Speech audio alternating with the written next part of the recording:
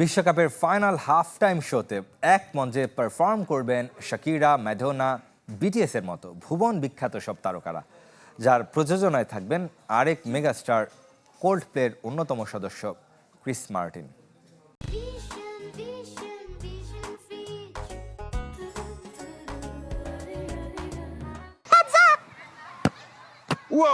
বিশ্বকাপ ফুটবলের ৯৬ বছরের ইতিহাসে প্রথমবারের মতো ফাইনালে হাফ টাইম শো হতে চলেছে।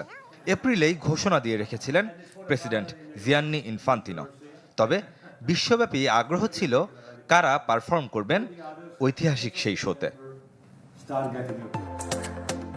শেষ পর্যন্ত ফুটবল প্রেমীদের কৌতূহল মিটতে চলেছে। শাকিরা, ম্যাডোনা আর বিটিএস এর মতো কালজয়ী সব সঙ্গীত শিল্পীদের দেখা যাবে এক মঞ্চে। সামাজিক যোগাযোগ মাধ্যমে টিজার প্রকাশ করে নিশ্চিত করেছেন জগৎ বিখ্যাত ব্যান্ড কোল্ডপ্লের অন্যতম গুরুত্বপূর্ণ সদস্য ক্রিস মার্টিন, যিনি ১০ মিনিটের সেই শোয়ের প্রযোজকের ভূমিকায় থাকবেন।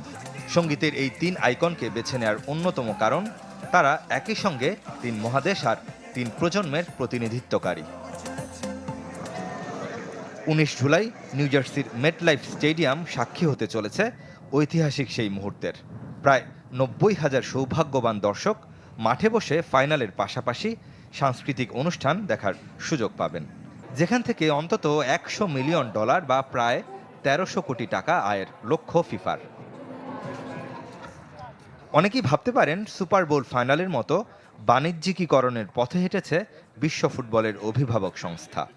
আদতে এই অর্থের পুরোটাই ব্যয় হবে ফিফার বৈশ্বিক শিক্ষা প্রকল্প আর অনুন্নত দেশে ফুটবল উন্নয়নে।